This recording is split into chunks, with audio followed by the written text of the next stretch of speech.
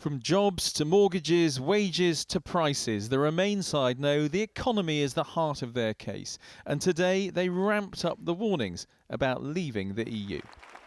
Along with the Chancellor today in a home improvement store, the Prime Minister said the boffins at the Treasury were clear. Voting out would make a botched job of the economy.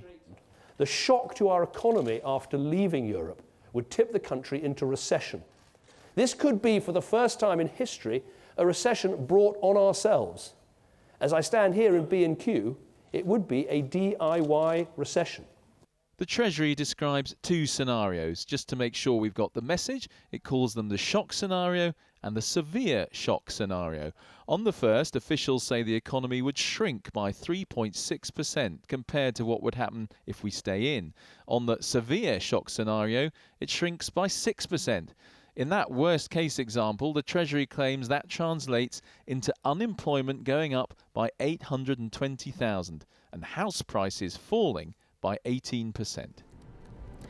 Leave campaigners are furious that this document was produced here at the Treasury by civil servants paid for by the taxpayer. They also point out the end of this week marks the start of what's called purdah. That's the convention where governments make no more big announcements that might influence the vote. In other words, they say the government got this out just in time. This is deliberately positioned to try and scare as many people, to bully as many people into believing somehow it'll be so terrible when you leave. They should have had both the downside and then the upside as well, and the risks of remaining with the euro area in deep trouble. So how reliable are the two scenarios produced inside the Treasury? Well, they're probably on the gloomy side, say analysts.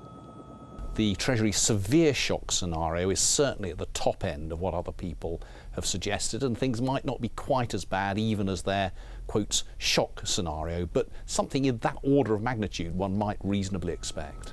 This was a report on the short term after Brexit. Those who want to leave, though, say you must take the long view, and then the outlook is a lot brighter.